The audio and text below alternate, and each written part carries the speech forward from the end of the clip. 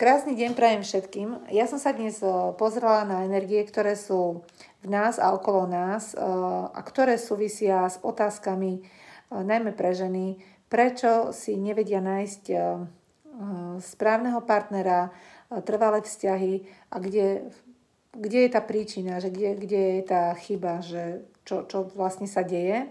A potom sa pozriem na to, ako ten energetický tok nasmerovať tak, aby tie bariéry, ktoré ženy okolo seba vystavali, aby ich dokázali prekonať a aby našli tú cestu k partnerovi. No, takže v prvom rade, ako som aj teraz povedala, ženy jednoducho sa uzavreli, je tam blokované, sú zablokované, sú vystavali doslova také bariéry až hradby okolo seba, obrnili sa voči vzťahom. Súvisí to rovnako aj s minulosťou a súvisí to aj s budúcnosťou, kde tá minulosť ovplyvňuje budúcnosť v tom smysle, že naozaj sa tam prenášajú zlé, negatívne skúsenosti a ženy sa začali chrániť pred mužmi.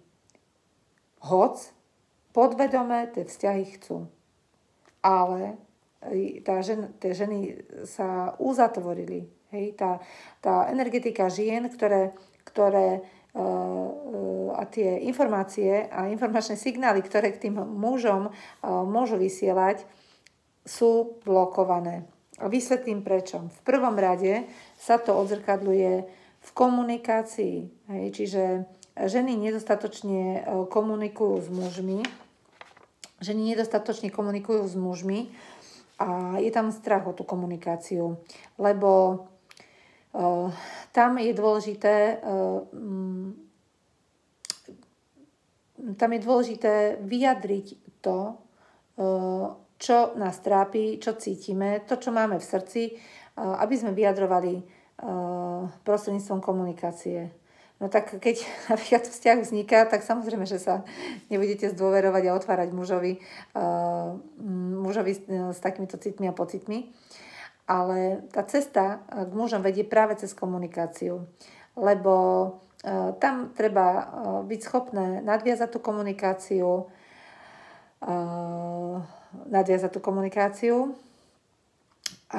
ale ten problém alebo tá blokácia u žien súvisí s nedôverou. Že to už, nechcem povedať, že je to taká rezignácia, ale skôr je to taká ako tá nedôvera, že nedôvera voči mužom.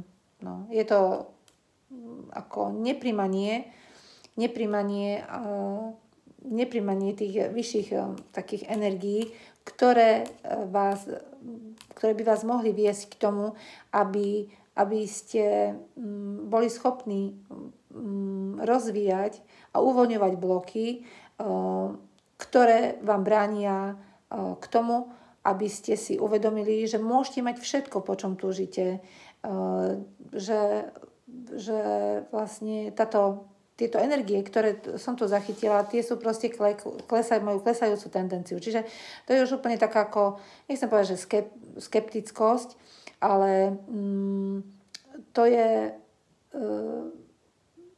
je ako taký obmedzený pohľad potom na realitu a na život a na to, čo vlastne cíti vaša duša. Hej, lebo keď tie energie fungujú správne a práve ženy sú tými, ktoré dokážu tie energie veľmi dobre príjmať.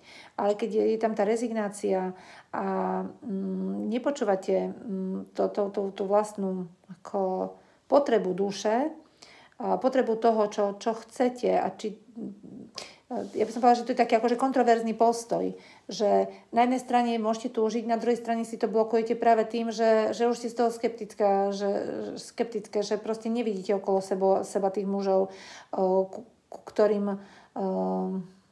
s ktorými by ste mohli nadviazať nejakú komunikáciu a s ktorými by ste možno vedeli nadviazať aj ten vzťah, lebo to je taká akože uväznenosť.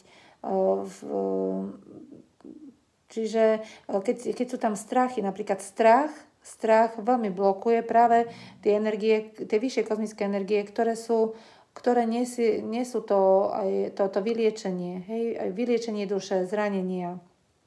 Takže tuto vidím také akože upadajúce tie energie, čo nie je dobré.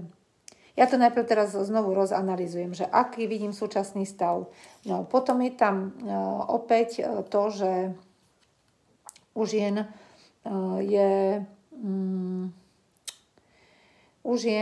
je problém aj v tom, že tá skúsenosť a negatívna skúsenosť vedie potom k tomu, že môžete mať pochybnosti, nepokoj, rozpačitosť, že skôr pozeráte na tie záležitosti cez rozum a všetko posudzujete, hej? Lebo potom je to prílišné rozmýšľanie alebo špekulácie, že môžete sa tam dostávať do roviny, lebo to je zase cez 6. energetické centrum nášho tela, ktoré je zodpovedné aj za náš vnútorný zrak, zamyslenie a za našu intuíciu. No a ten energetický tok, keď prúdi správne, tak tie energie príjmame priamo ako po tej osi, hlavnej osi cez telo a nedostávame sa ani doľava, ani doprava. Poviem to tak, že vlastne do minusovej alebo plusovej polarity. Lebo keď sa dostávame do jednej z týchto ako odbočiek, tak môžeme prepadať potom buď ilúziám alebo špekuláciám.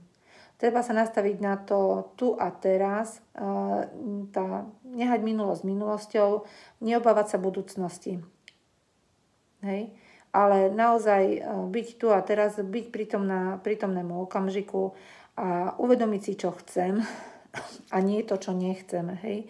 Lebo už im to môže byť napríklad aj taká vec, že ide tam o očný kontakt a ak sa vyhýbate ženy očnému kontaktu pri rozhovore s mužmi, alebo tak asi to poznáte tie situácie, že muž sa na vás pozrie, klopíte zrak, nemá tam byť nejaký vyzývavý pohľad, ale zároveň byť schopná aj toho očného kontaktu. No, tak to je tiež ako dôležité. Takisto tu vidím nadmerné energie u žien, ktoré vytvárajú blokáciu v tom, že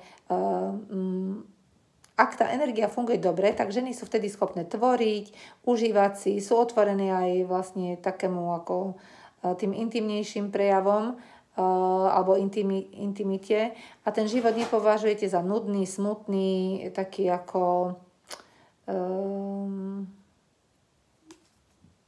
taký opustený, hej, alebo skôr je tam také, že pochovávate tie svoje pocity, ste blokované strachom. Hej, ste blokované strachom. Takže toto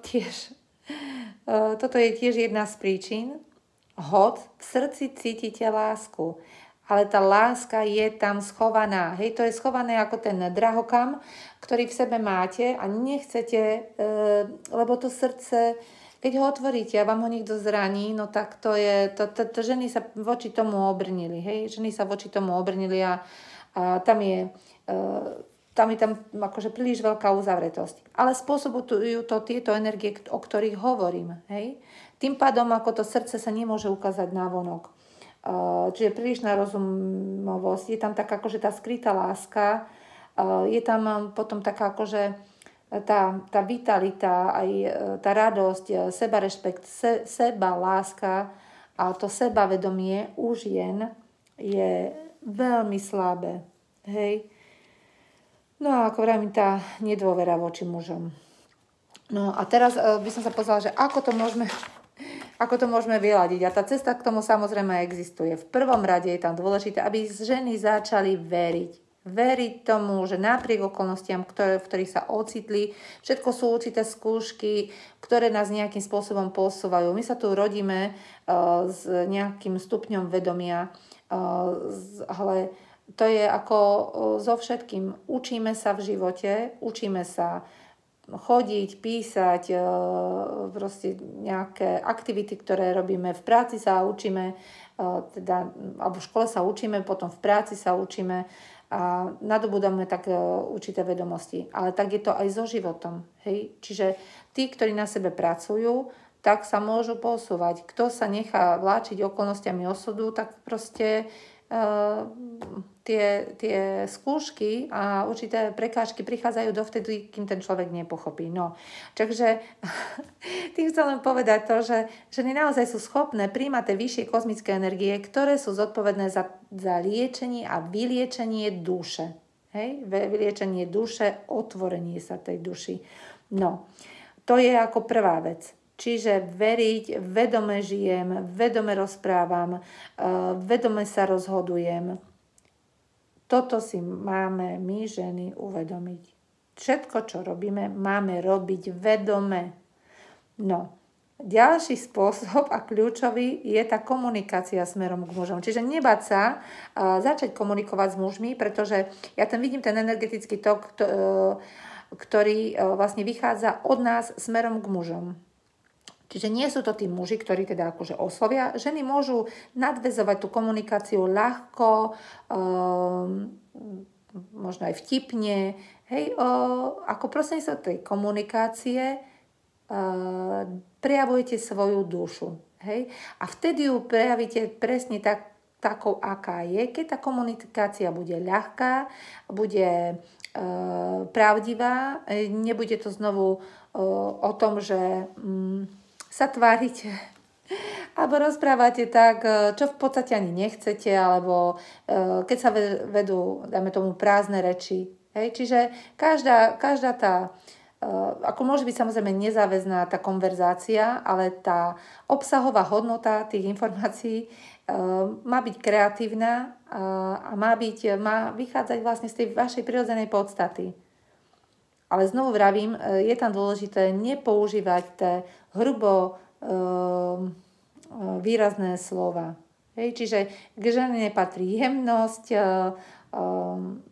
láskavosť a byť milými. Hej? U muži tí majú spĺňať iné kritériá, o ktorých teda poviem za chvíľočku, ale u žien je to takto. Hej, čiže takáto ľahká, príjemná konverzácia, kde vyjadrujete to, akými ste.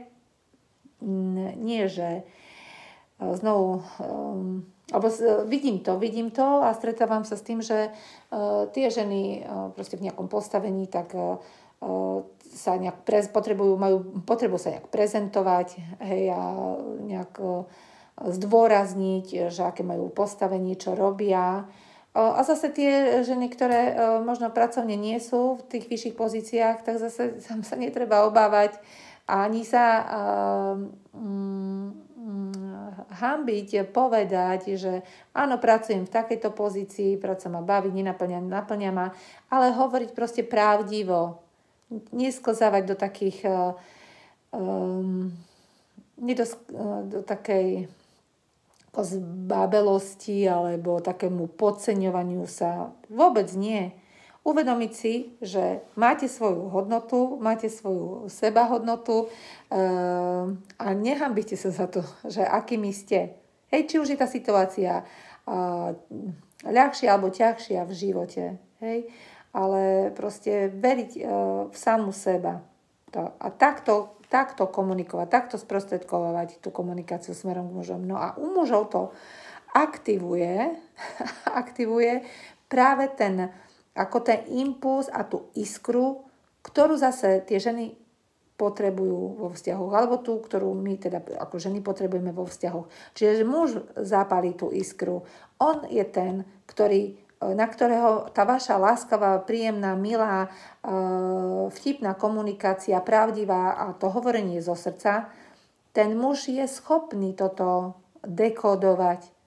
A u neho to vytvára znovu potom ako radosť, tú iskru a dobrú osobnú silu k tomu, aby oni vedeli tú ženu ako zapáliť, v úvodzovkách zapáliť k takej radosti a k takému šťastiu.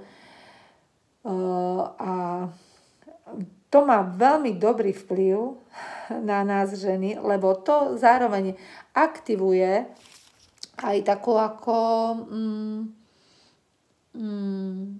lepšie spojenie aj s tým fyzickým telom, s takými ako otvorenosťou aj k tým intimným záležitostiam, k takej vášni. Hej? Že ste schopní teda ten svoj život obohatiť, neprepadať tej nudnosti a smútku, ale zároveň ten impuls, radosť a iskra u tých mužov, vlastne tento taký váš nežnejší prejav, pravdivý, zo srdca komunikovaný, vlastne potom limituje tých mužov v tom, aby sa neprejavovali takým ako nevyberaným, takým ako sexuálnym správaním. Hej? Čiže tam vy môžete toho muža naozaj ovplyvniť v tom, že ho týmto spôsobom práve tak akože skrotíte, aby naozaj tí muži nevideli tie ženy len ako také akože sexuálne objekty. Hej? No a čo by som ešte k tomu také povedala? To vidím ako ten spôsob. Hej? To je ten spôsob vidieť tam aj tú priateľskosť a to také prirodzené otváranie sa, nič zbrklé, nič náhle, nič ako také akože impulzívne pri tom nadväzovaní vzťahov. Tie vzťahy, tak ako všetko, čo má mať trvalú hodnotu, tak vzniká postupne. Postupne sa to buduje. Hej? Čiže ani dom nepostavíte za jeden deň, aj keď dneska už tie technológie sú všelijaké, ale všetko, čo má mať trvalý základ, vzniká postupne.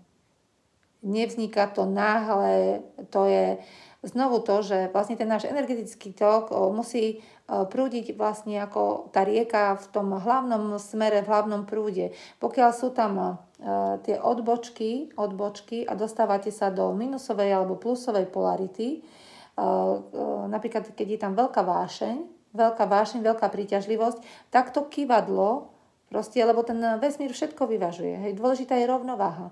Čiže ako to vychýli napríklad do takýchto veľkých vášní, tak je len otázkou času, keď sa to kyvadlo môže presunúť na tú opačnú stranu a vzniknú tam úplne iné dôsledky. Preto sa hovorí, že veľká láska, veľká nenávisť. Hej, čiže je to kyvadlo, proste stále pracuje, hej, ten vesmír to stále všetko vyrovnáva. Čiže striedmo, ani možno nie, že striedmo, ale postupne sa otvárať, postupne sa spoznávať.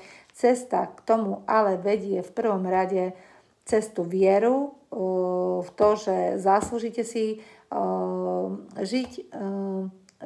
žiť a mať v živote všetko, po čom túžite, veriť tomu napriek rôznym okolnostiam, v ktorých ste sa mohli v živote ocitnúť.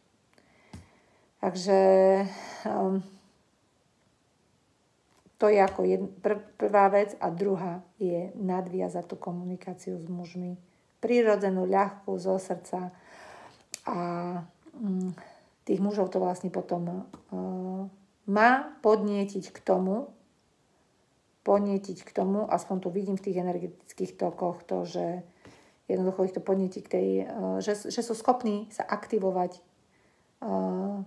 a prekonávať prekážky, aktivovať ten impuls a radosť a také ako nadšenie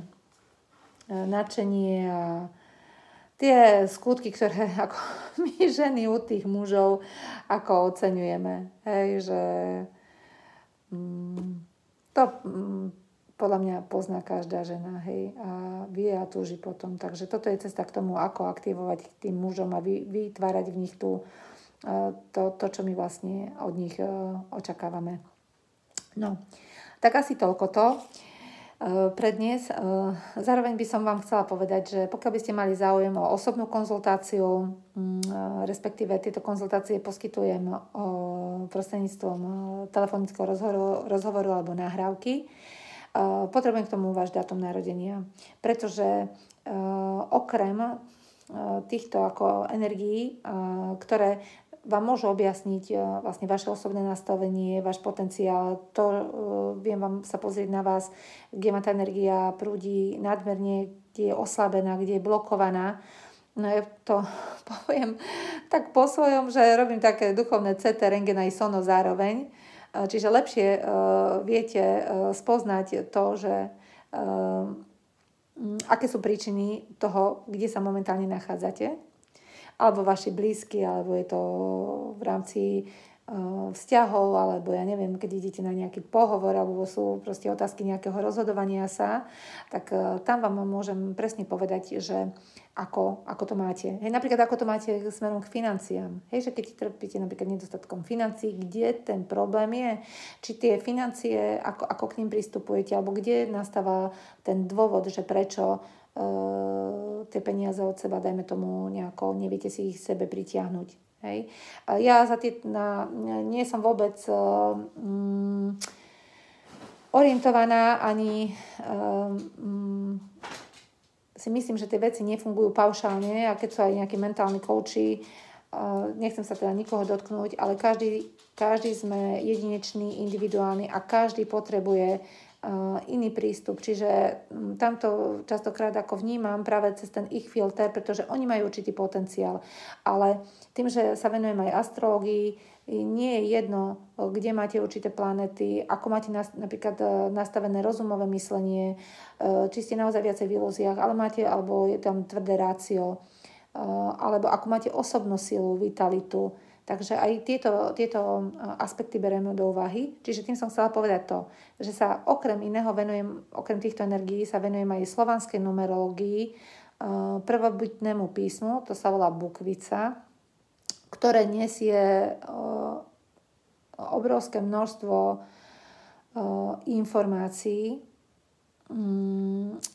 a veľa napovedá o tom, o vašom potenciále a o tom, akým spôsobom dokážete príjmať tie energie v takom ako najlepšom rozsahu a ukazuje tiež na to, že keď pri určitom prístupe k životu, kedy nejdete správne. Hej, čiže toto všetko nám o tom hovorí vlastne to prvobytné písmo bukvica číslovo. A tiež teda, ako som povedala, slovanská numerológia a astrológia. Hej, čiže tam vám viem potom vyskladať tú informáciu o vás samých, o vašom potenciále, o vašej misii v tomto živote, tak ako to vyplýva z našich staroslovenských véd. Čiže budete vedieť, odkiaľ kam máte ísť, aké je vaše zadanie v živote. No, takže už nebudem viac zdržovať. Ďakujem vám za váš čas. Pokiaľ budete mať záujem o tieto informácie, kontakt na seba nechávam pod týmto videom. A prajem vám veľa šťastia, radosti, optimizmu a tej najlepšej energie, aby vás obklopovala. Tak krásny deň.